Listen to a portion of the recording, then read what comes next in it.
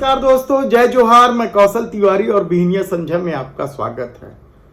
7वें चरण के लोकसभा चुनाव में मतदान के 72 घंटे पहले यदि देश के प्रधानमंत्री नरेंद्र मोदी यानी भारतीय जनता पार्टी के सबसे बड़े स्टार प्रचारक चुनाव प्रचार में जाने की बजाय यदि फाइलों का निपटारा करने में लग जाए तो इसका क्या मतलब है? क्या उन्हें लगता है कि 400 पार हो जाएगा इसलिए अब प्रचार की जरूरत नहीं है, या फिर सत्ता जा रही है इसलिए जो भी जरूरी काम है वो निपटा दिया जाए? इस दौर में देश के प्रधानमंत्री नरेंद्र मोदी ने जब 400 पार का नारा दिया था और उसके बाद विपक्ष हमलावर होकर संविधान बदलने, आरक्षण को खत्म करने का आरोप लगाया था, तब किसी ने नहीं सोचा था कि देश के प्रधानमंत्री नरेंद्र मोदी के खिलाफ लोगों में बेहद गुस्सा है। महंगाई को लेकर गुस्सा है, बेरोजगारी को लेकर गुस्सा है और उनके झूठ को लेकर गुस्सा है। ये किसने सोचा था? और अब जब सिर्फ अंतिम पड़ाव बच गया है 7वें चरण का, तब यदि देश के प्रधानमंत्री नरेंद्र मोदी तबादला करते हैं कुछ अफसरों का, यानी वे 4 जून तक रुक नहीं सके और कुछ लोगों को एक्सटेंशन देते हैं जिनके कार्यकाल समाप्त हो रहे हैं, उनके लिए भी 4 जून को क्यों नहीं रुक पाए देश के प्रधानमंत्री? उसमें से एक प्रमुख नाम है आर्मी चीफ मनोज पांडे।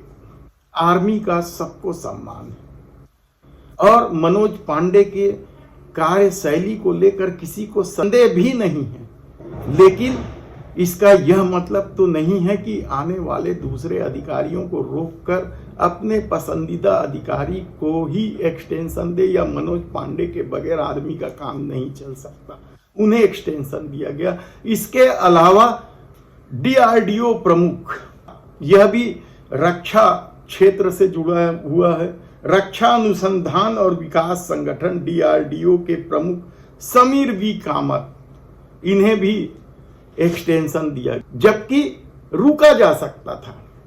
इतनी हड़बड़ी क्या थी जब सत्ता आने का इतना विश्वास देश के प्रधानमंत्री और गृह मंत्री को है, जगह जगह वे अब भी 400 पार और सत्ता में आ जाने का दावा करते घूम रहे हैं, तब क्या कुछ दिन रुका नहीं जा सकता था? 1 हफ्ते की तो बात थी, 4 जून को तो परिणाम आ जाते, लेकिन नहीं रुका गया। क्या यह संकेत है? संकेत तो कई लोगों ने दिए। शेयर बाजार से जिस हिसाब से विदेशी पूंजी निकाले गए करोड़ों अरबों रुपए के, इसके अलावा मीडिया का जो रवैया चेंज हुआ, सट्टा बाजार जो कह रहा है, ऐसे कितने ही संकेत सामने हैं। तो क्या सचमुच मोदी सरकार का कार्यकाल 10 साल का ही था? और दूसरी तरफ एक संकेत तो कल नितिन गडकरी के जन्म दिवस पर भी देखने को मिला। इन 10 सालों में ऐसी भव्यता के साथ नितिन गडकरी का जन्मदिन कभी नहीं मनाया गया था। कारपोरेट सेक्टर से भी विज्ञापन दिया गया, पहले कभी नहीं दिया जाता था। क्या उस कारपोरेट सेक्टर को भी मालूम हो गया है कि प्रधानमंत्री नरेंद्र मोदी नहीं बनने वाले? और यदि थोड़ा सा भी ऊंच नीच की बात हुई तो नितिन गडकरी क्या सबसे बड़े दावेदार होंगे? संघ के पसंदीदा तो माने ही जाते हैं नितिन गडकरी, और जिस तरीके से बधाइयों का तांता लगा, महाराष्ट्र के नेताओं की ही बात नहीं है, देवेंद्र फडणवीस से लेकर बहुत सारे महाराष्ट्र के नेताओं ने उन्हें बधाई दी।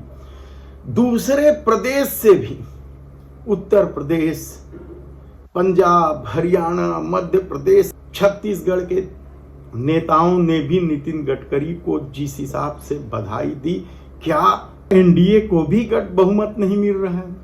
और नए साथी की तलाश तभी हो सकती है जब चेहरा देश के प्रधानमंत्री नरेंद्र मोदी न हो।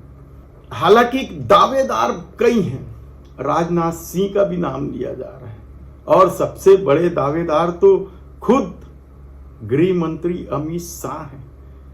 कई लोग तो योगी आदित्यनाथ का भी नाम लेते हैं, लेकिन इन सभी में क्या नितिन गडकरी ही संघ के सबसे पसंदीदा चेहरे हैं?